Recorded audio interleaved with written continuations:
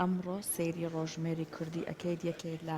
پیاوە هەر دڵسۆزەکانی گەلی کورد لە ڕۆژێکی وەکو ئەمڕۆیە ماڵاوایی لە ژیان کردووە. ئەویش مامۆستا ئیبراهیم ئەحمەدە کە ساڵی 2000 بەداخەوە گەلی کوردی بەجێهێشت بۆ هەمیشە، بەڵام بێگومان نەزانین کە بە یادی خۆی بەو کارانی کە ئەنجامی داوە بۆ کورد بە دڵسۆزیەکانی بە بەرهەمەکانی بە نووسراوەکانی هەمیشە لە دڵی کوردانە سەرکۆ بێگومان زیندوو ئەمێنێ. بێگومان لەگەڵەوەی کە ئەمڕۆ 23 ساڵ بەسەر کۆچی دوای ڕووناک بیر و مامۆستا ئیبراهیم ئەحمەد تێپەڕەبێت و لەگەڵ ئەوەشا ئێمە بەشێک لە ژیانی مامۆستا ئیبراهیم ئەحمەد کە ناوی تەواوی ئیبراهیم ئەحمەد فەتەح مستەفا بووە کە دوای بڵێن پارێزەر و مافناس، سیاسەتمەدار و ڕۆژنامەنووس، شاعیر و چیرۆکنووسی هەڵکەوتوی کورد بووە. لە 6 ئاداری ساڵی 1940 لە شاری سلێمانی لەدایک بوو. سەرەتای خوێندنی لە حوجرەوە دەستی پێکردو و دواتر چوەتە قوتابخانە و تا 2 ناوەندی لە سلێمانی خوێندووە، پاشان 3 ناوەندی لە بەغداد خوێندووە. لە ساڵ 1937 کۆلێژی یاسای لە بەغا تەواو کردو و هەر لە هەمان ساڵی 1937 لەگەڵ چەند لایەکی کورد لە زانکۆی بەغدا نامیلکەی ئەلئەکراد وەلعەرەب بە زمانی عەرەبی بڵاوە کاتەوە و کە باسی مافی نەتەوەکانی عێراقی کردو و چەند بابەتێکی گرنگی لەو کاتەدا باس کردووە. بە هەمان شێوە کە باست کرد سەرکۆ مامۆستا ئیبراهیم ئەحمەد کۆمەڵێک بەرهەمی نووسراوەی یەکجار جوانی هەیە و بە کەسێک دەزانرێت کە قەڵەمێکی یەکجار بەتوانای هەیە لە پاڵ ئەوەی کە لە ڕووی سیاسیەوە زۆر کەسێکی بەتوانا بووە و هەر لە گەنجێتیەوە لە کاتێکا کە درێژە بە خوێندن دەدات لە بەغداد خەمی کورد و خەمی پرسی کوردی بووە و ئەمە وای کردووە کە هەر لە ساڵی 1937 کتێبی ئەلئەکراد وەلعەرەب چاپ بکات کە بێگومان دەزانن یەکێک لە سەرچاوە هەرە گرنگەکانە لەسەر بابەتی کورد و دواتریش کە بێگومان نەزانین بەرهەمەکانیان بەردەوامی ئەبێت و هەروەها خەباتیشی بەردەوامی دەبێت. یەکێک لەو کەسانە بوون کە بەڕێزیان سەرباری ئەوەی کە ڕوبەڕووی زیندان دەکرێتەوە، هەنگاوەکانی بە بەردەوامی چاودێری وردی دەخرێتە سەر لە ڕۆی با بڵێن ئەوەی کە ڕژیمی بەعس نەهێڵێت هەنگاو بنێ، بەڵام هیچێک لەمانە دەستی سار ناکاتەوە لە خەمخۆری بۆ گەلەکەی و لە تێکۆشانی بۆ گەلی کورد. هەلو کاتەدا کە و کۆمەڵێک بابەتی بڵاو کردوتەوە لە یەکێ لەو کتێبانەیە کە باسی مافی چارەنووسی کوردی کردووە، هەڕایەکی زۆری ناوەتەوە بۆیە دوجار کتێبەکە قەدەخەکراوە و مامۆستا ئیبراهیم ئەحمەد راوەتە دادگا. لەگەڵ کۆمەڵێک لاوی هاوڕێیدا لە سەرەتای سیەکاندا کۆمەڵی لاوانیان لە بەغداد دروست کردووە و کە یادگاری لاوان و دیاری لاوانیان بڵاو کردوێتەوە. تەمەنی 18 ساڵ بۆ مامۆستا ئیبراهیم کە لە ڕۆژنامە ژیانە بابەتی بڵاو کردوێتەوە و هاوڕێی نزیکی شاعیران فایق بێکەس و گۆران بووە. لە ساڵی 1939 مۆڵەتی کۆڤاری گەلاوێژی وەرگرتووە و سەرەتا هەموو کارەکانی ڕۆژنامەکە خۆی ڕاپەڕاندووە. دوای دووەم ساڵ مامۆستا عەلادین سەجادی هاوکاری سەرەکی کۆڤارەکە بوو و سەرۆکی نووسین بووە کە تا ساڵی 1949 116 دانەی لێ بڵاوکراوەتەوە. لە ساڵی 1940 وەک حاکم لە هەولێر کاری کردووە و دوجاریش مامۆستا ئیبراهیم گوازراوەتەوە بۆ هەڵەبجە. لە پاڵ ئەوەی کە بە بەردەوامی نووسیەتی بەڵام بێگومان نەزانین خەباتی خۆی وای نەکردووە کە بوەستێت. لە ساڵی 1944 لقی کوردستانی عێراقی کۆمەڵی ژێکافدا دەمەزرێت کە بەڕێزیان وەکو سەرۆکی لقەکە هەڵ ئەبژێردرێن و بە بەردەوامی هەر هەوڵەکانی درێژە پێ ئەدات هەتاکو ئەوەی کە لە ساڵی 49 هەتاکو 51 لە زیندانە ژیان بەسەر دەبات و ئەمەش هەمووی لەبەر هەوڵەکانی و خەباتەکانی بووە. دواتر پێشنیارەکات کە یەکێتی قوتابیان و لاوان و ژنان دابمەزرێت کە لەسەر پێشنیاری بەڕێزیان ئەو با بڵێن یەکێتیانە دادەمەزرێت و ئەزانین کە خەمخۆرێکی یەکجار زۆری هەبووە بۆ هەر چوار پارچەی کوردستان و لەگەڵ خەباتگەڕان و لەگەڵ شۆڕشگێرانی کورد لە هەر چوار پارچەکەدا پەیوەندیەکی باشی بووە. تەنانەت خۆشەویستێکی یەکجار زۆری بۆ پێشەوا بووە، هەر بۆیە پێشەواش ئەم خۆشەویستیە لەلایەن بەڕێزیشیانە وەرگیریاوە و دوولایەنە بووە، هەر بۆیە پێشەوە بە بیلە ناوی بردووە واتە بیلبیلەی چاو و خەمخۆریەکانیان بێگومان وای کردووە کە لە هەر چوار پارچەی کوردستانە خۆشەویستێکی زۆر بۆ ئەم کەسایەتیە بوونی هەبووە. بێگومان مامۆستا ئیبراهیم ئەحمەد لەگەڵ ئەوەی کە هەموو ساڵەکانی تەمەنی هەوڵیاوە کە بەردەوام کارێک بکات کە پەیوەندی بە میلەتی کوردەوە هەبەوە بتوانێت مافەکانی ئەم میلەتە بەدەست بهێنرێ و ئەوش لەگەڵ کۆمەڵی لە هاوڕێنەیە کە توانوێتی هەوڵێکی باشی بات وە لەگەڵەوە شاد سەحەر مامی مامۆسا برایم ئەحمەد کە زۆر کەسێک بۆ پشتگیری بووە کە کەسێک بۆ بەردەوام هەوڵیاوەکە لە خوێندنەوە لە پێشکەوتنەکانیە و لە هەوڵەکانیە بتوانێت بەردەوام کاری باش بکات مامۆسای برایم ئەحمەد دەیش مامە ڕەمزی بووە کە یەکێک بوو لەو کەسایەتیانەی کە زۆر هەوڵی لەگەڵ مامۆسا برایمەوە مامۆسا برایم لەگەڵەوەی کە کۆمەڵە بەرهەمی زۆر جوان و کۆمەڵی شاکاری زۆر جوانی هەیە کە توانوێتی ئەم بەرهەمانشی جێگەی خۆی بگرێ چ لەو بەرهەمانشی کە لە ئەم ساڵانی دواییە کرا فیلمێکی سینەمایی ژانی گەل بوو کە باز لە کێشە و نەهامەتیەکانی میلەتەیە کرد و لە هەمان کاتیشا کۆمەڵی نووسراوی تری هەیە و تا ئێستاش کار لەسەرواکرێکە کۆمەڵێ لە تەواوی بەرهەمەکانی مامۆسا برایم ئەحمەد کۆ بکرێتەوە و جارێکی تر ئەمە بە شێوەیە لە شێوەکان داڕشنەوەی بۆ کرێت لەلایەن کەسانی پسپۆرەوە تاوەکو بە شێوەیەک ئەمانە لە ناو کتێبخانەی کوردیا بمێنێت و بۆی کە بزانین کار و چالەکیەکانی مامۆسا برایم ئەحمەد لە درێژایی تەمەنیا چی بووە کە کردوێتی. جا سەرکۆ ئەزانین کە لە بواری ڕۆژنامە نووسی شاهەر یەکجار بەتوانە و چالاک بووە مافی یان ئیمتیازی ڕۆژنامەی کوردستانی هەبووە هەروەها ڕۆژنامەی خەبات کە ئەزانن ڕۆژنامەی کوردستان سەرنووسەرەکەی مامجەلال بووە و دواتریش لە 1975 بەرەو دەرەوەی کوردستانە ڕوات لە شاری لەندەن دەمێنێتەوە هەتاکو کاتێکە ماڵاوایی لە ژیان دەکەن و لەوێش هەرتەنانەت لە هەوڵی نووسینی خۆی ناوەستێت و بەردەوام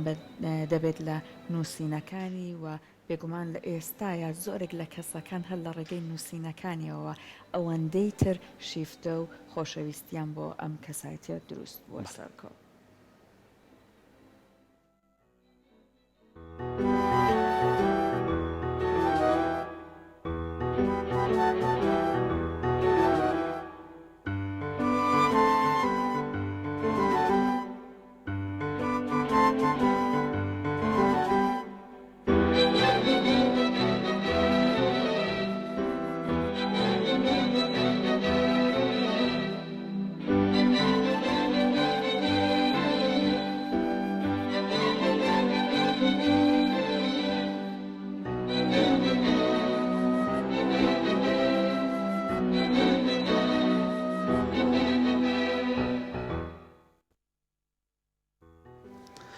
بەڵە خۆشەویستان هەر لەگەڵ ئەوەی کە 23 ساڵ بەسەر کۆچی دوایی ڕووناکبیر مامۆسا برایم ئەحمەد تێپەڕە پێ بۆی کە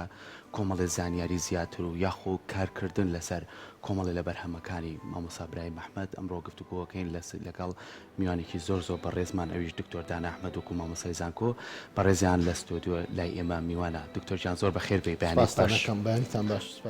سپاس دکتۆر بار 23 ساڵ تێپەڕە بێ بەسەر کۆچی دوایی مامۆسا برایم ئەحمەدە بەڕێستان بۆ مامۆسا برایم ئەحمەد ئەڵێنچی پێشەوەی بچینە لای پرسیارەکان. درود بۆ گیانی پاچی مامۆستا برایم ئەحمەد کە یەکێکە لە موسەقەفە دیارەکان یەکێکە لە خاوەن فکر و خاوەن ئایدیا ڕۆشنەکان یەکێکە لەو کەسانی کە هەمیشە تەماشای ئاسۆی کردووە و ئاسۆی کوردی بە ڕوونی بینیوە و هەمیشە هەوڵی ئەوەی داوە کە ئەم میلەتە لە دوا بەرهەمەکانیە ئەم ئایدیایە بە تەواوەتی ڕەنگی داوەتەوە کە هەستی بەوە کردووە کە ئەم میلەتە دەبێ هۆشیار بێتەوە زیاتر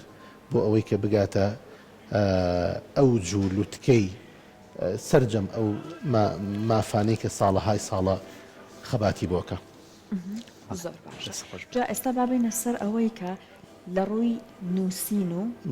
هەروەها قەڵەمێکە هەیان بووە ئەبینین زۆر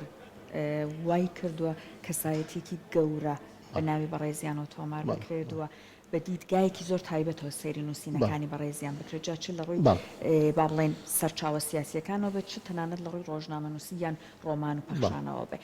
با لەم بوارەوە یەکەم جار دەست بکەین بە ئەوەی کە ئەو هەموو هەوڵەی کە هەیبووتی چۆن لە قەڵەمەکە ڕەنگی داوەتەوە. پێش هەموو شتێک زۆر گرنگە لای من ئێمە کە بمانوێ بلا یا مامۆستا برایم ئەحمەد خوێنینەوە ئەبێ سێ ڕەهەندی جیاواز لەبەر چاومانە بێ. ڕەهەندی یەکەم لە ناو مێژووی ئەم وڵاتانەی کە پیانەوتی ڕۆژهەڵاتی ناوەڕاست وەکو مێژوونووسی ژیاری گەورە وێڵدیوران تەڵێ ئەڵێ کەسایەتی هەمیشە ڕوودا و دروستەکە بەڵێ یعنی ئەو وەرچەرخانە سیاسی و ئایدۆلۆژی و کۆمەڵایەتیانی کە ڕوو ئەدەن لە ناوخر کۆمەڵگەیەکە دەبێت کەسایەتی قیادەی بکە طبیعەتی ئەم مجتەمەعانەوەیە لە ناو ڕۆژهەڵاتی ناوەڕاستە یەکێ لەو کەسایەتیە دیارانەی کە زۆر لە ناو ئەدەبیاتی سیاسی میلەتانی ڕۆژهەڵاتی ناوەڕاست باز دەکرێ بریتیە لە پیاوێک ناوی مستەفا کامیلە مستەفا کامیل بە ئەسڵ میسری بووە و یەکێ بۆ لەو کەسانی کە لە 19 ساڵیە وتاری بڵاوکراوەی هەبووە ئەمە طبعا پاشترە بە وتارنووس و پاشتر بێ بە پیاوێکی سیاسی و ئەوانە ئەم بەم تەمەنەوە ئەم نووسینەی کە هەبووە ئەم وتارنووسینە سیاسی کە هەبووە ئەمە پاڵی بە مجتەمەعەوە ناوە کە وەکو قیادەیەکی سیاسی سەیری بکەن ئێمە وتمان لە 19 ساڵیەوە نییە کە دێنە سەر ژیانی مامۆستا ئیبراهیم ئەحمەد 1940 لەدایک بەوە نییە 1932 کە ئەکاتە 18 ساڵ یەکەم وتاری لە ژیانە بڵاو کردوێتەوە یعنی ئەگەر مستەفا کامیل کارل برۆکلمان ئەڵێ یەکێکە لەو قیادە سیاسیانی کە وەرچەرخانی ئیداری و سیاسی و ئایدۆلۆژی دروست کرد لە ناو وڵاتی میسرە ئەی بۆ ئێمەی کوردنەڵێن مامۆستا ئیبراهیم ئەحمەد لە ساڵێ پێشتەمەنی ئەوە کە 18 ساڵی بووە وتاری سیاسی لە ژیانە بڵاو کردوێتەوە ئەی بۆ ئێمە شانازی نەکردین مامۆستا ئیبراهیم ئەحمەد ئەی بۆ ئێمە بە ڕابەری فکری خۆمانی دانانەی ئەزانی ئەمە ڕەهەندی یەکەم کەواتە دەبێ مامۆستا ئیبراهیم ئەحمەد لێرە بە دواوە ڕەهەندێکی نیشتیمانی گەورەی ئەو تۆ وەربگرێ کە لەسەر ئاستی دنیا بناسرێ وەک ڕابەرێکی نەتەوەیی گەورە وەک ڕابەرێکی مرۆیی گەورە ئەزانی نەک تەنها کوردی ڕەهەندی دووهەم تەماشای ئەو تەشەعوبەکە ئەو فرەلایەنیەکە کە مامۆستا ئیبراهیم ئەحمەد لە ژیانی سیاسی و ئەدەبی خۆیان هەیەتی نووسەر بووە خاوەن فکر بووە پیاوێکی پراکتیشی بووە ینی محامی بووە کە بە زمانە پێێنێت ئەوقات باشە محامی بووە حاکم بووە قازی بووە باشە و شۆڕژگەر بووە لەسەر دیفاعی لە جوتیار لە فەلاح تەقەیان لێ کردووە لەسەر مووقیفی نیشتیمانی سجن کراوە ساڵ و نیوێ دواتر چۆتە شاخ لە شار خەباتی ئەنی خەباتی مەدەنیشی کردووە خەباتی چەک داریشی کردووە مؤسسی ژێکاف بووە لە ئەو سەردەما لە شۆڕشی شاخ بووە دواتر باڵی مەکتەبی سیاسی بووە لە سەر و ئەمانە هەموو ئەمانە شۆکە 75 ئەچێتە دەرەوە ئەچێتە دەرەوەی وڵات هەر خەنی لای ئەم وڵاتەیە گۆڤار دەرەکە چریکەی کوردستان ڕۆمانە نووسێ دڕکۆگۆڵ ئەزانی باشە جارێکی تر هەر مامۆستا ئیبراهیم ئەحمەد وەرگێڕێکی سیاسی گەورە بووە وەرگێڕێکی ئەدەبی گەورە بووە چیرۆکی چیخۆف و تۆلستۆیەکا بە کوردی لە هەمان کاتە شاعریی زۆر باش بووە لە هەمان کاتە یەشێ بووە لەو کەسانەی کە بوونەتە هۆی پاکردنەوەی زمانی کوردی ئەتۆ ئەم هەموو شتە کۆکەرۆ لە لێک ئینسانە بزانە بێ بەچی ئەدیب بی نووسەر بی مفەکر بی چزانم سیاسی بی پیاوێکی ئیداری بی پیاوێکی حقوقی بی پیاوێکی شۆڕژگێڕ بی چەکت لە شانە بێ دیفاع لە فەقیر وەژار بکەی دیفاع لە فەلاح بکەی لە ناو سجن بی لە دەرەوە بی لە شاغ بی لە زۆر زۆرە کامە ئەزانی ینی ئەمە ئیشی حیزبێکی سیاسیە ئیشی کۆمەڵێکی سیاسی نەک ئینسانە کەواتە کەسایەتی مامۆستا ئیبراهیم ئەحمەد لەو جۆرە کەسایەتیانە بووە کە لە ناو مێژووە پێی ئەوترێ کەسایەتی نەتەوە بوون بە عەرەبی پێڵێن میلەلی یعنی کەسایەتیەکە کە ئەتوانێت ئیشی میلەتێ بکە ئیشی حیزبێ بکە ئیشی ڕێکخرە بە تەنیا ڕەهەندی سێهەم و کۆتایی ئەوەیە کە تەماشایەکی سەریع ئەەکەی بە مێژووی ژیانی مامۆستا ئیبراهیم ئەحمەدە چۆتە هەر بوارێک لەم بوارانەوە بەوەندە ئیکتیفای نەکردووە کە ببێتە بۆ نووسری ڕۆمانێ بەڵێ ببێتە نووسری بۆ نمونە شعرێ بێتە شاعرێ ببێتە نووسری چیرۆشێ ببێتەوە نا هەوڵی داوە لەو بوارای ئیبداع بکە ئەمە گرنگە یعنی نەک ئەوەندەی کە چوو بێتە ناو واقعەکەوانێ و کاری تیا کردبێ نا هەوڵی داوە کە ئیبداع بکاتیایە زانی لە هەموو ئەمانە من حەزەکەم هەندێک نمونە بێنمەوە ئەگەر یەکەم لە 1942 هەتا 45 کۆمەڵە چیرۆکی هەیە مەسەڵەن خازێ هەیە لە وڵاتی قەرەمانانە هەیە لە تۆڵە سندنی هەیە لە هەموو ئەمانەیە تەماشاەکەی تیشکی هەیە ئەشیاء لە ناو وشەکانیەتە دەرەوە چۆن من هەموو جارێگەڵم وشە سیحری هەیە سیحری وشە ئەوەیە کە تیشکێک لە ناو ئەو وشەیەوە ناو ئەو پیتانە بچێتە ناو چاو و مێشکی ئینسانەوە ئەو تیشکێک لە ناو ئەو وشەیەوە یێتە دەرەوە لە لای مامۆستا برای محەممەد یەکەم تەماشاەکەی شۆڕژگەڕێکی گەورەی چینایەتی کۆمەڵایەتیە باسی ئەوە کە چەسانەوە یعنی چی جووتیاربوون یعنی چی دەرەبەگایەتی یعنی چی ئەنجا ڕۆڵەی ئەمانە ئەبن بەچی مجتمع لە سایی لە سای دەسەڵاتێکی دەرەبەگایەتی بچی مجتمع لە سایەی زۆربوونی چینی فەلاح و با بڵێن کادیحەوەی کە پێوتێ کادیح و تێکۆشەرەوە وڵدەر ئەبێ بەچی باشە ئەم ئاستە ئاستێکی تر ئەزانی سەردەمی مامۆستا برایم ئەحمەد ئەوەی کە پێی ئەوترێ پەخشانە شعر نەبووە ئەزانی یەکەم مختەریعی پەخشانە شعر مامۆستا برایم ئەحمەدە بەرەو ڕووناکی هەیە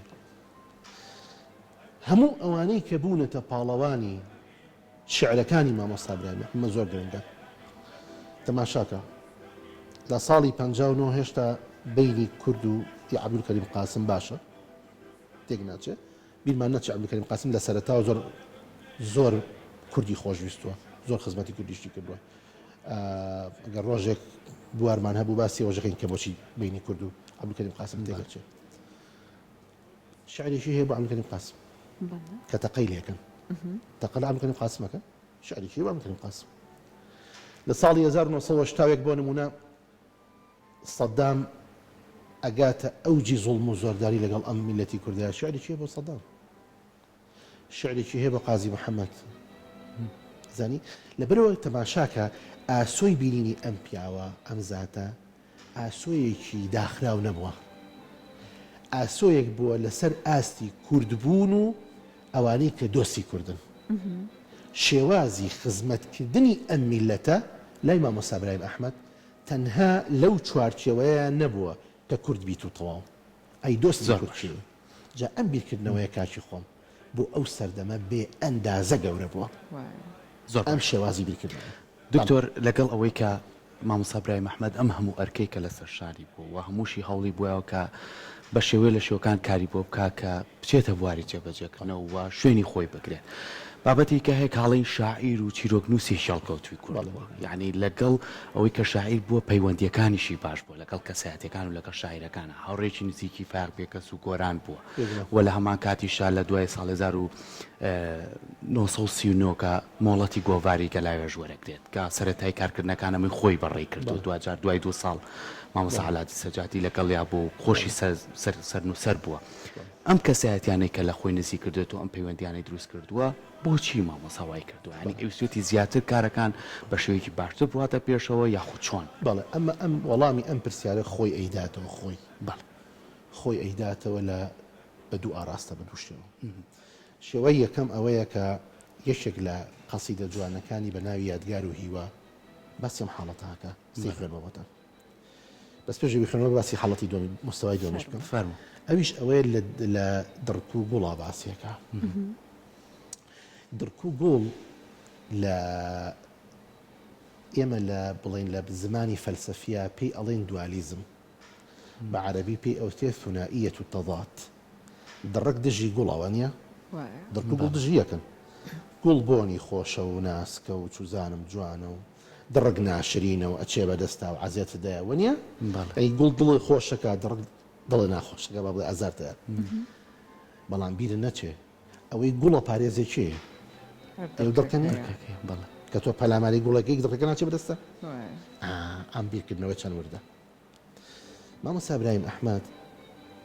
بۆ وەڵامی ئەم پرسیارەی جەنابەت لەم ڕۆمانەیە باس لەوە ئەکا کە چینێکان پێوتێ چینی بۆرژوازیەت ئەمانە طبعا کە ئەچێتە دەرەوە ئەم حاڵەتە ئەبینی کە بە ڕۆمانێک ئەمانە ڕۆڵەکانیان پەروەردە ئەکەن بۆچی بۆ ئەوەی کە لە دوای قۆناغی ئەمان ببنە کەرەکتەری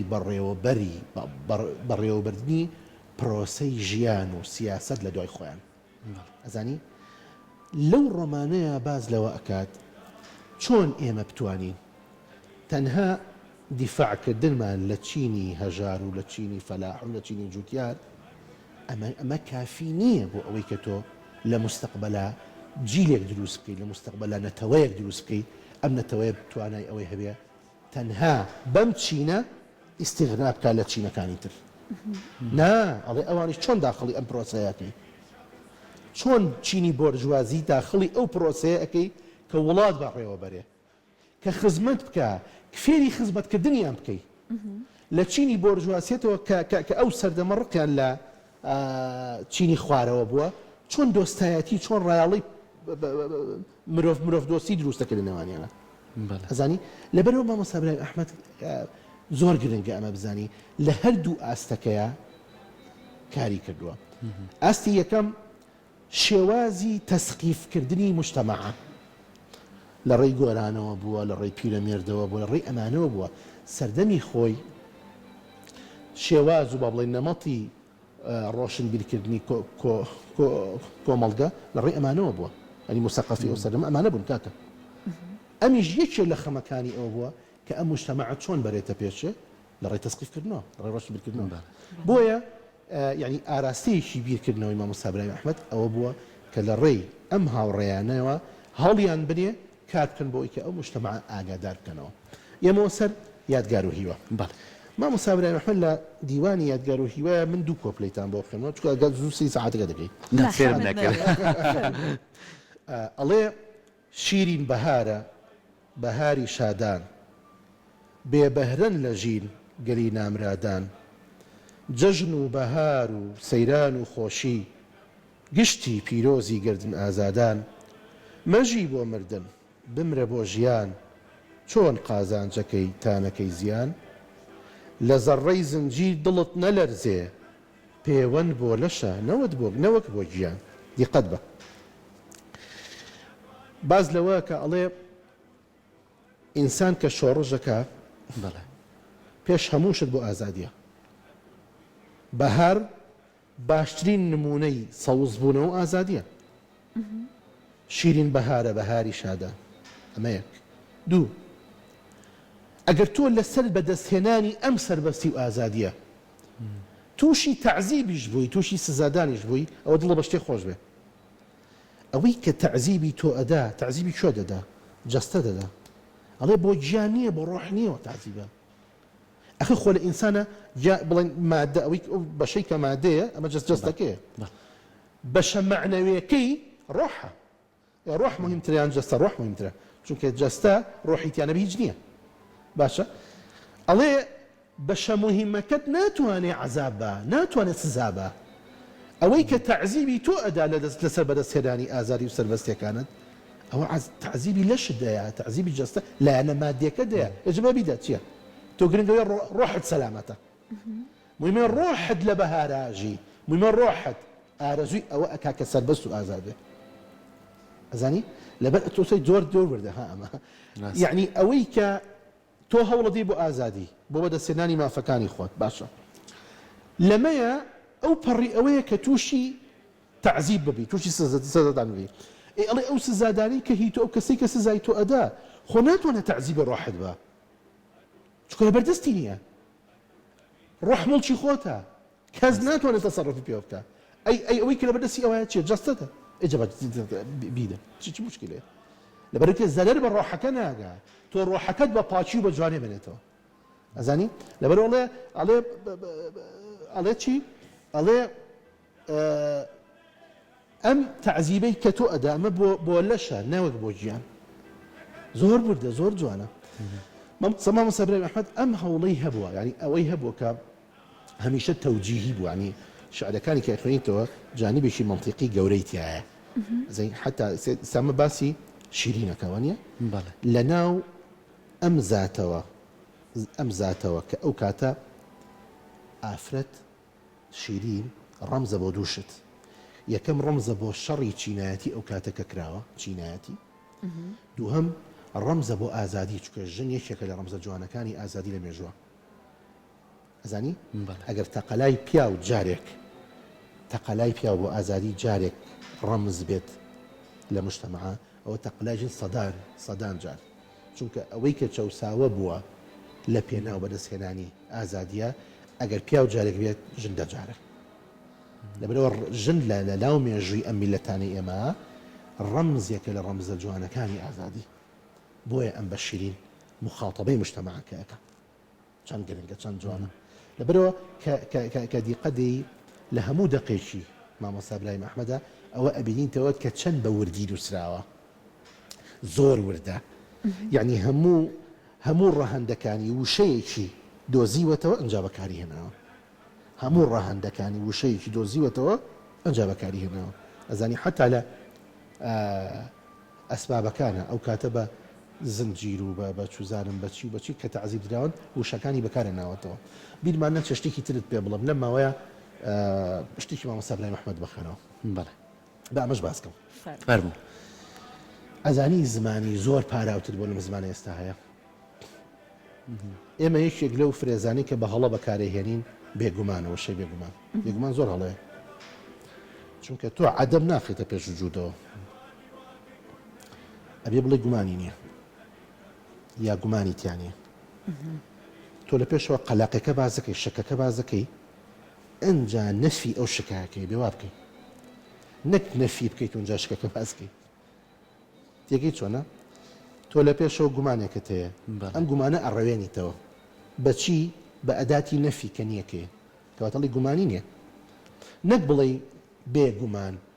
ینی بێەکە نەفیەکەیە تۆ لە پێشەوە نەفیەکەی دوای ئەڵێ بە گومانم معنای قەلەخێڵیتەوە لەو سەردەمەیە مامۆستا برای ئەحمەد ئەم فرێزێ بەڕاستی بەکەنەوە هیچ دقێکی نییە کە بڵێ بێگومان ئەڵێ گومانیم کردی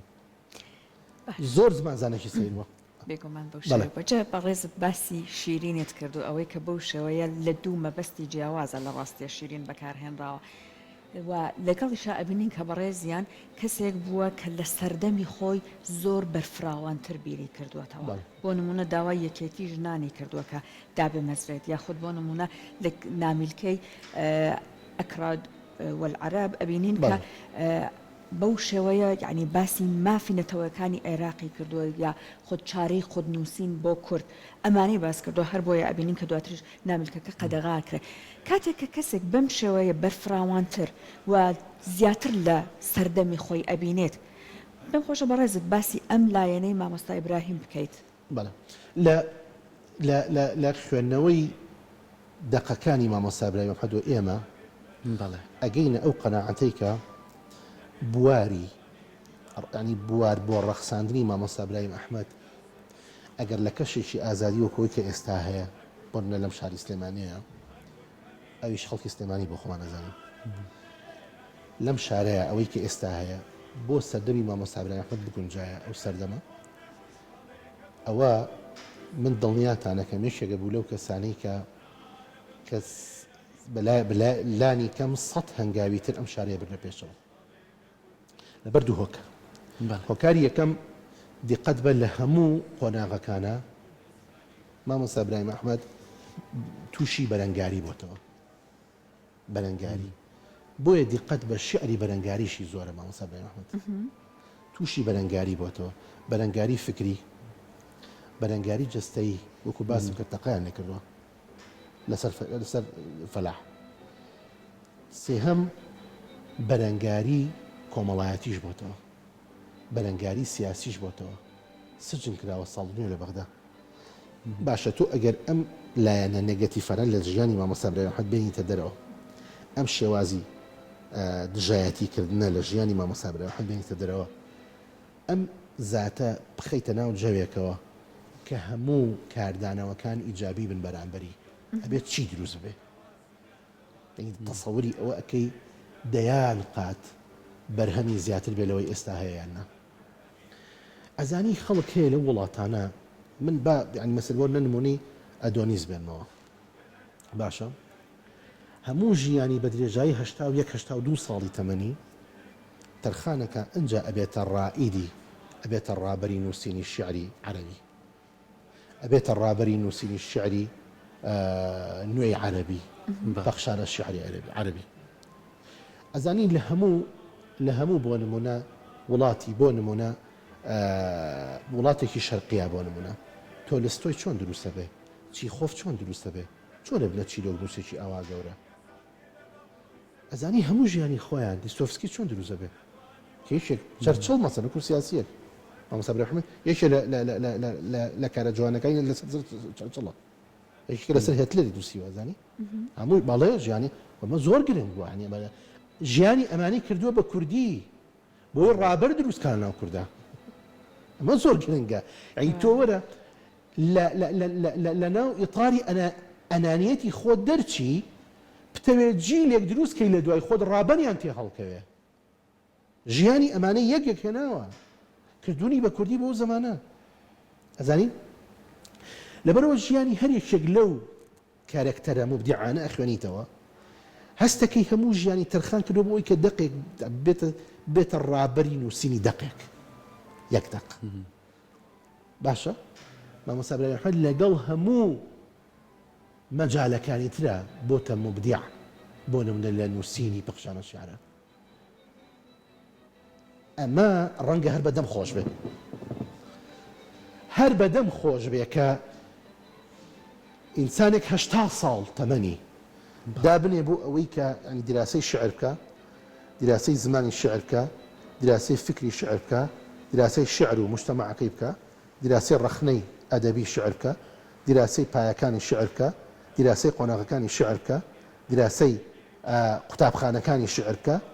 و دیراسەی هەوڵە تازەکانی شعر بکە هاوچەرخەکانی شعر بکە ئەنجا بتوانێت بێتە ڕابەر بۆ یەک قەسیدە کەچی مامۆستا برایم محەممەد لەگەڵ هەموو بوارەکانی ترا بۆ بەمەودیع لەم بوارە لەگەڵەوەی سیاسیشی زۆر چاک بوو لەسەرەوەی کە ڕابەرێکی زۆر چاکی لە ژێکافەوە لە مەسئولی شاری سلێمانی پارتی دیموکراتی و سەردەمەوە چوزانم لە دروستکردنی یعنی تۆ تەماشای ئەم پیاوەکە لەو هەموو سەرقاڵە سیاسیەوە ئیبداعەکە لە ناو شعر و ناو ئەدەبە زانی یەکێک لەو قەسیدانەی کە دوایی طبعاً هەرایەکی گەورانێتەوە بریتێ لە بەرەو ڕووناچی بەڵێ لە هەشتاویەکانی نووسێ ئەڵێ لە ناو جەرگی تاریکیەوە ئێمە ئەڵێ لە ناو جەرگەوە نییە تەماشای ئەو چەند جوان ڕاستی ئەڵێ لە ناو جەرگی ئەزانی فەرقی زۆر ناو جەرگ و ناو جەرگێت تۆ با تەواوی کەمسە بداڵێ لە ناو جەرگی تاریکیەوە دەست بە کەلەپچە و تەوق لە مل و زنجیر لە پێ لە کانگای نەزانی و هەژاری و دیلێەوە کەوتومەتە ڕێ هاتووم ئەڕۆم بەرەو ڕووناکی ئەمەیشە لە کۆپلەکانی ئەزانی جیاوازی چەنە لە نێوان لە ناو جەرگ و لە ناو جەرگەوە لە ناو جەرگە یعنی من تەماشاکەم نەکەتوان لە ناو جەرگەی شەڕەکەەوە نییە لە ناو جەرگەی شەڕەکەەوە ئەڵێ من لە ناو جەرگەی شەڕەکەەوە هاتووم لە ناو جەرگەی شەڕی من تەماشاکەر بووم شەڕم نەکردە لە ناو جەرگی یعنی من شەڕ محارب بووم تێکەوە شەڕم کردم ئەو دیقەتە ئەنجا باسی دیلێکە ئەڵێ خۆم دیل بووم لە ناو تاریکیە بووم چاوم ڕێگەی نەبینیوە باشە هیچ ئاسۆیەکم نەبینیوە لەگەڵ ئەمانەشا کە دەست و پەیوەندم تیا بووە کە قاچم بەسراوە کە دەستم بەسراوە چوزانم کە مێشکم بەسراوە کە چاوم بەسراوە لەگەڵ ئەوە بەرەو ڕووناچی ڕۆم ئەڵێ کەوتومەتە ڕێ ئێدەوەرن لەگەڵ ما بەرەو ڕووناچی ڕۆی یەک مجتەمەع با لەگەڵ خۆیان ئەمە بیرکردنەوەی مامۆستا برایم محەممەد بووە یعنی هەمیشە هەوڵی ئەوەی داوەکە قۆناغ بە قۆناغ ئەم میلەتە بەرێتە پێشەوە بڕوا بکە بل حتى لو دوو ڕۆمانەی کە هەیەی لە ژانی گەل و لە دڕک و گوڵا دوو قۆناغی نووسینی جیاوازە بینی لە ژانی گەلە باز لە مجتەماعەکە باز لە چینەکانی مجتەماعەکە باز لەوە ئەکا کە چۆن یعنی چ سراعێکی گەورە لەناو ئەم چ ململانەیەکی گەورە لەناو ئەم مجتەماعە هەیە و چۆن ڕێگەکانی سەرکەوتنی چینی جوتیار چییە و ئایا جوتیار بە چه طریقەیەک ئەچەو سێرێتەوە دەرە بەگو دەسەڵاتدارەوە باشە نە قۆناغی دوو هەمان کە قۆناغی ه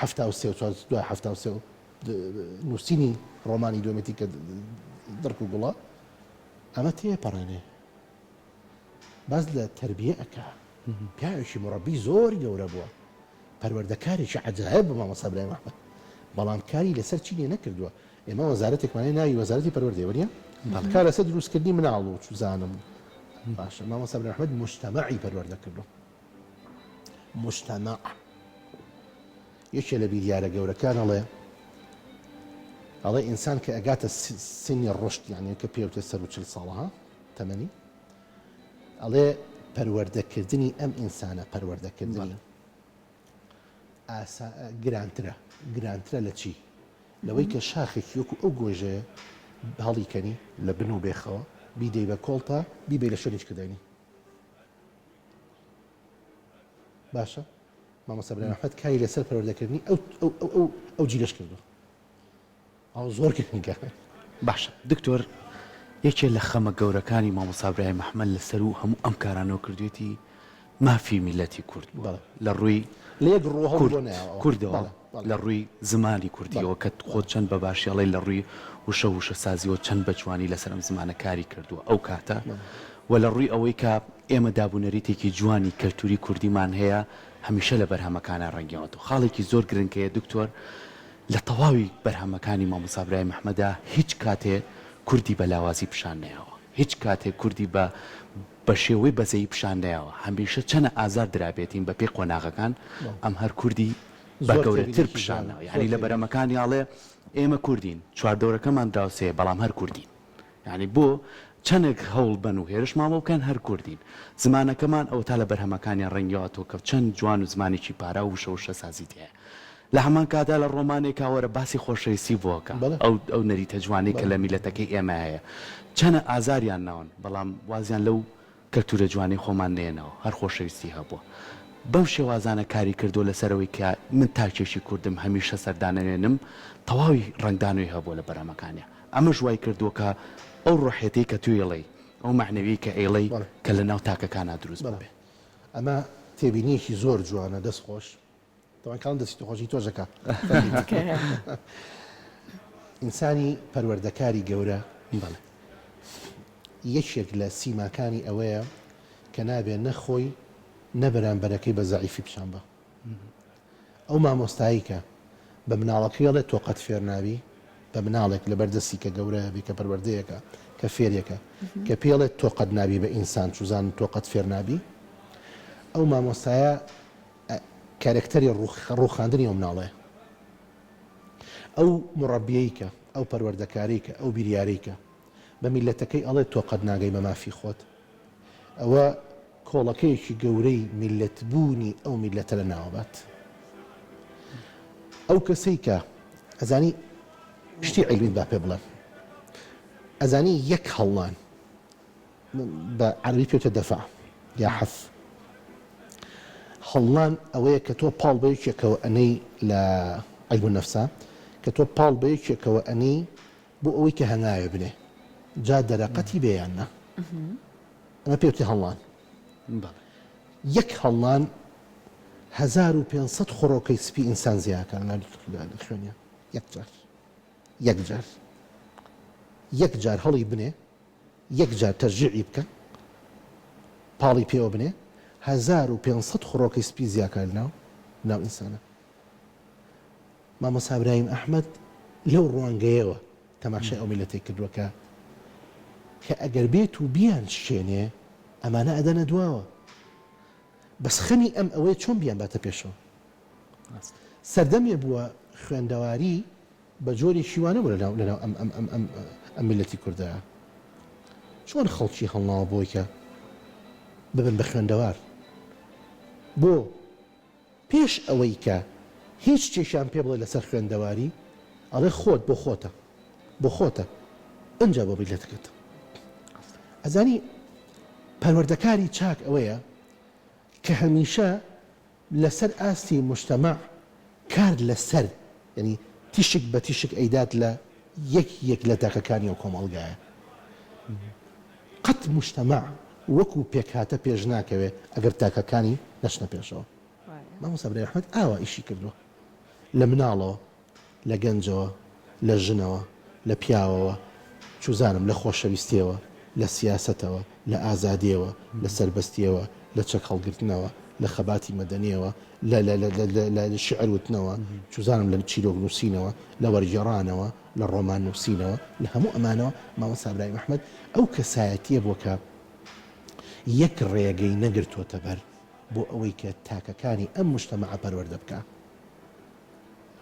مامۆستا برایم ئەحمەد هەوڵی داوە کە پەروەردەکار بێ ئەنجا سیاسی بێ ئەنجا کۆمەڵایەتی بێ ئەنجا خەباتجێڕ بێ ئەنجا چەک بەشار بێ ئەنجا مفەکر بێ ئەنجا فەیلسوف بێ ئەنجا وەرگێڕ بێ ئەنجا ڕۆژنامەنووس بێ ئەنجا ڕۆماننووس بێ ئەزانی تەسەور بکە ئەو وتارانەی کە لە یادگاری لاوانە هەیەی ئەوە نازانم باستان کردویانە لە 1933 و 34 دوو گۆڤاری هەیە یادگاری لاوان و دیاری لاوان تەماشای ئەوێ کرد تەماشای وتارەکانی کە خۆزگە بوار هەبووە یعنی هەندێکی عرض کردایە چۆن لاو پەروەردەکە لاو گەنج بزانن ئاڕاستەی بیرکردنەوەی ئەم زاتە چی بووە بۆ ئەوەی کە لاوێک پەروەردەکە یەک کەس هەندێک جار کە تەماشای ئەەکەی ئەمە یعنی کە وردی ئەەکەیتەوە بە تەواوەتی وەک ئەفلاتون چۆن لە جمهوریەکەیە کارەکە دە ساڵ بۆ ئەوی کە لە نیهایەتە یەک کەس بێ بە سەرۆکی کۆمارەکەی هەستەکەی لە هەندێ وتاری ناو دیاری لاوانە ئەم دیدە لە ناو مامەلای مامۆستا برایم ئەحمەد بینیتەوە هەندێک جار کار لەسەر یەک کەسەکە یعنی ئێوە لەو مجتەمەعە لەو لاوانە یەک کەس دروست بێ بە بەڕابەر ئەزانی باشە بچۆ بۆ گەلایەش بزانت چێکە لە 1930 تا چلووە هەڵبەتە بیرۆکەی دانانی گەلایەژەر خۆیەتی بەڵام دوای کاروبارەکان دەبێت مامۆستا عەلایالدین سەجادی بێ بەڕێوەبەری نووسی تەماشایکە چیرۆکی هەیەتیایە لێ هەندێک لەم چیرۆکانەی باسم کرد لێ بڵاو بنێتەوە ئەزانی چۆ چی کردوە خەباتی هەندێک لە گەلانی تری هێناوە کردوێتی بە کوردی بڵاوی کردوتەوە شێوازی خەباتکردن چۆن دەستیان پێ کردووە طبعا ئەمە کورد قسەیەکی هەیە عەرەب دەڵێ ئیاکی ئەعنی فەسمیع ئیا جارە کورد دەڵێ بووکێ لەگەڵ تۆ خەسوو تۆ گوێ لێ بێ ئەمە بە میلەتەکەی خۆی وتۆ ها خۆ ناڵێ وەرە خەبات بکە و سەردەمە بۆ سەردەمە ئەڵێ ئاوا خەبات دەکرێت وەرە تەماشای ئەم میلەتانە بکە کاتە هەم هۆشیارکردنەوەیان هەڵیان داوە کە دروست بکەن هەم ڕێگەی بێگومان ئەزانی من گەورەی ئەم پیاوە لەوە بینمەوە هیچ مستەوایەکی کۆمەڵایەتی و فکری و فەلسەفی نەماوە کە ئەم پیاوە ئیشی تیانەکە ئەمە گرنگە یعنی گەورەی ئەم زاتە من لەمایە بینمەوە بەڕاستی شتێک نەماوە کە بە بیریە هاتبێ کە لە ناو مێژووی گەلانە خوێندە بێتەوە بیستە بێتی نەیکردبێ بە وەسیلە نەیکردبێ بە نەمەتی ئیشکردنی خۆی بۆ پەروەردەکردنی بین ئەم میلەتەوە بۆ پێشخستنی و بۆ گەشتن بە مافەکانی زۆر جوان وردەکاریەکەی بۆ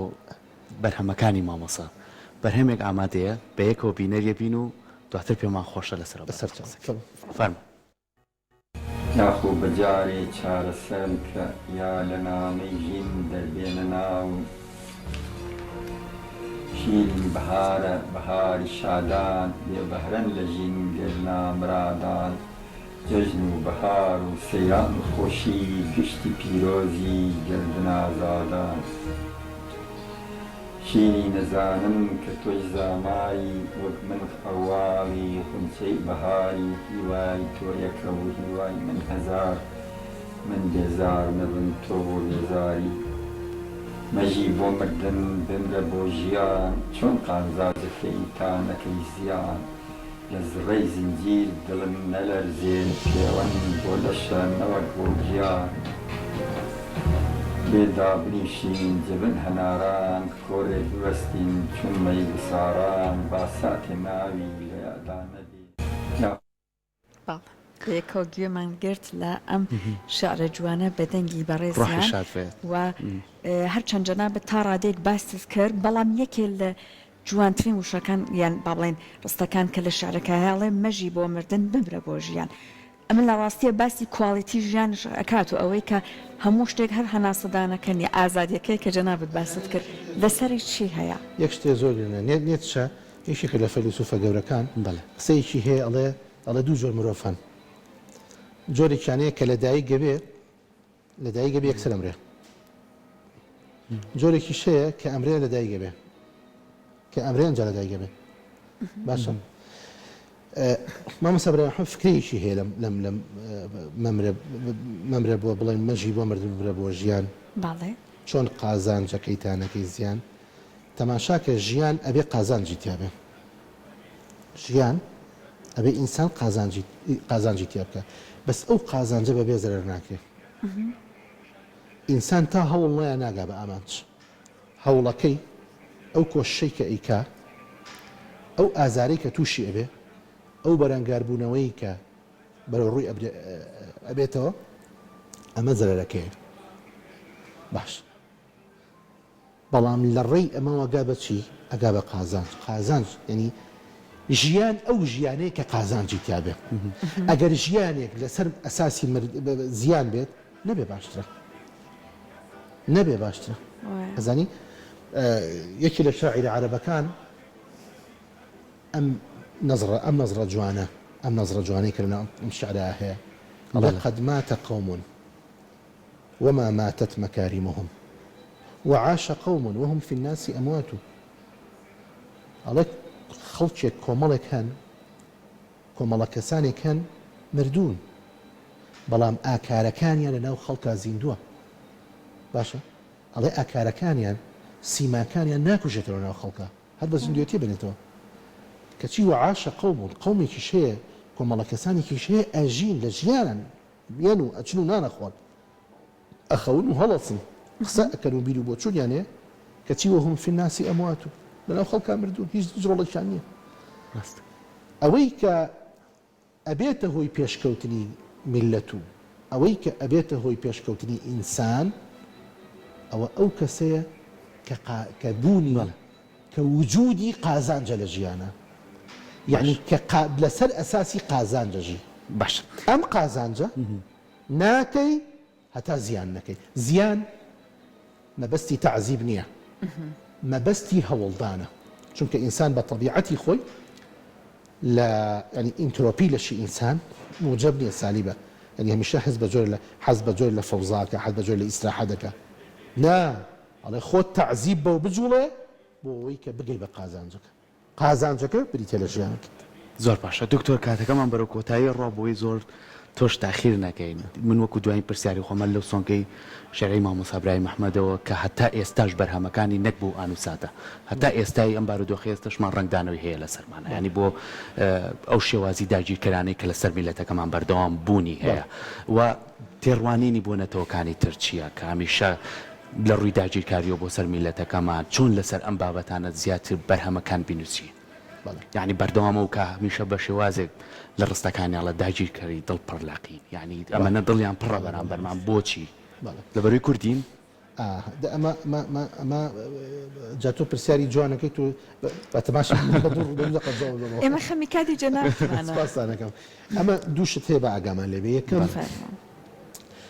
لای مامۆستا ئیبراهیم ئەحمەد دنیا هەموو گوڵ و گوڵزار نییە گوڵی کە دانراوە بەڵێ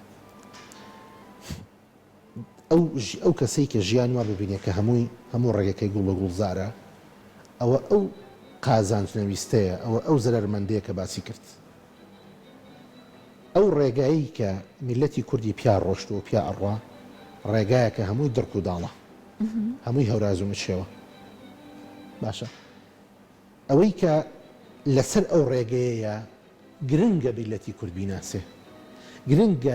جیل بە جیل بیناسێت بە ئێمە شوبوانی دوای ئێمەشەوە ئیمام مۆسا ئەبراهیم محمەد کاڵێ داگیرکەری دڵ پڕ لە قین ئەوێ بە من و تۆی بناسێنێ خۆ بەوان ناڵێ بەڵێ ئێوێ ئەو دڕکەمان پیشان باکە لە سەر ڕێیەکەمانە بۆی کە چوو بە قاچمانە ئەگەمان لە خۆمان بێ بۆی کە حەزەری لێ بکەین بۆی کە خوێنمان ڕژا نەڵین بۆ ڕژا بڵین داگیرکەرێکی دڵ پڕەکن لەوێ هەبوو ئەزانی ئەمە یەک دوو یەک نقطەی کە شێت خوا بە باسیکەینەوە ئەمە هێشتا ماوەیە مۆزوعی تر ئەوەی کە پرسیارەکەت کرد بەس تۆڵی کات نەماوە نازانم شتێکی زۆر گرنگە بەلامە من ئەزانم کە ساڵانە خەڵاتی بلە هەیە و ناوەندێک هەیە بە ناوی ناوەندی مامۆستا ئەبراهیم محمەد و چی و ئەمانە بەڵام شتێک هەیە نەکراوە ئێمە ئەبێ زۆر گرنگە ئەو ناوەندە یا ناوەندێکی تر نازانم بەڵێ ئەبێ بوارەکانی مامۆستا ئەبراهیم ئەحمەد جیا بکرێتەوە ئەمە یەک دوو ئەبێ قوتابخانەیەک هەبێ ناوی قوتابخانەی مامۆستا ئەبراهیم ئەحمەد بێ بەڵام ئەم قوتابخانەی خوێندن ناڵێن بەڵێ قوتابخانەی فکری قوتابخانەی ئایدیۆلۆژی و فەلسەفی قوتابخانەی نیشتیمان پەروەری ئەمە کار نەکات لەسەر بڵاوکردنەوەی بەرەمەکانی مامۆستا ئەبراهیم ئەحمەد کار بکات لەسەر ئاراستەی بیرکردنەوەی مامۆستا ئەبراهیم ئەحمەد بە هەموو شێوازەکانەوە مەفروضە لەم تەلەڤیزۆنەی ئێوە بەرنامەی هەبێ مەفروضە چەندین بەرنامە بکرێت لەسەر مامۆستا ئەبراهیم ئەحمەد من شتێکتان پێ بڵم دوێنە شەو هەندێ بە هەندێ بەرنامەکانیان چوومەوە ئەزانی چیرۆکی وای هەیە هی ئەوەی بەرنامەی لەسەر بکەینەوە چیرۆکی هەیە یەک چیرۆکی کورت هی ئەوەی بەرنامەی ئەوەی لەسەر بکەین ئەی ڕۆمانەکانی بێت چی لە بکەین ئەی شعرەکانی بێت چی لە بکەین ئەزانی ئەگە وردی کەیتەوە تەوانەمە باشە ئێمە ئەبێ ینی بیر لەمە بکەینەوە کاچی خۆم کاکە گیان زۆر گرنگە برای بەڕێزم خوشکی من زۆر گرنگە ئێمە مقصر نەبین بەرامبەر ئەم زاتانە بۆ نەوەکانی داهاتوومە یەک دوو ئەمانە بنەمای دروستکردن و هەراشکردنی کەسایەتی ڕابەری دروستکردنی ڕابەری داهاتووە میلەتەن بەڵێ ئەی خۆ ئەمە بە دوورا و دوور ناکرێت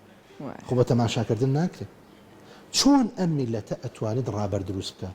ئەگەر بنەمای ئاوای نەبێ ئەگەر بنەمای ئەدەبی تۆ ینی زەلامی ئینسانێک ئەدیب بێ ئینسانی سیاسی بێ ڕابەری سیاسی بێ دڵی لای ئەوە بێ کە ئەگەر زمانی ئەم میلەتە پاراو نەبێ لە ناوەچێ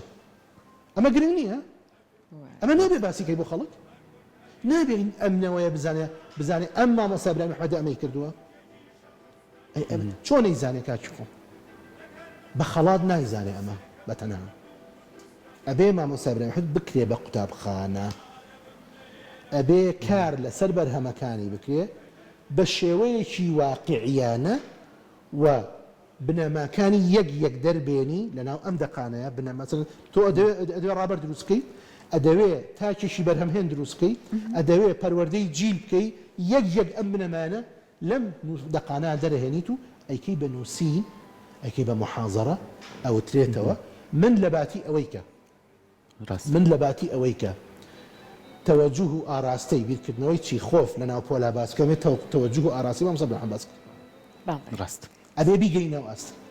کاتی ئەوەیە ئەم میلەتە بەڵێ ئەو زاتانەی کە لە ناو خۆیان هەڵکەوتون و مەوسوعی بوون ئەی لە کەشکۆڵێکی زۆر فراوانە ئیشان کردووە ئەمانە بکاتە چرا بۆ نەوەکانی داهاتووی بێکومان دەسەکانی خۆش بێت سپاس بۆ ڕەهەندەکانی مامۆستا زۆرن ینی هەر ڕاندێکی بێنی ئەتوانی بە چەندین بەرنامە و بە چەندین شێواز گفتوگۆی لەسەر کرێ و هەمووشی بەسوودە بۆمان دووبارە سپاس بۆ ئامادەبوونێت دەسەکانی خۆش بێت دکتۆر زۆر سپاس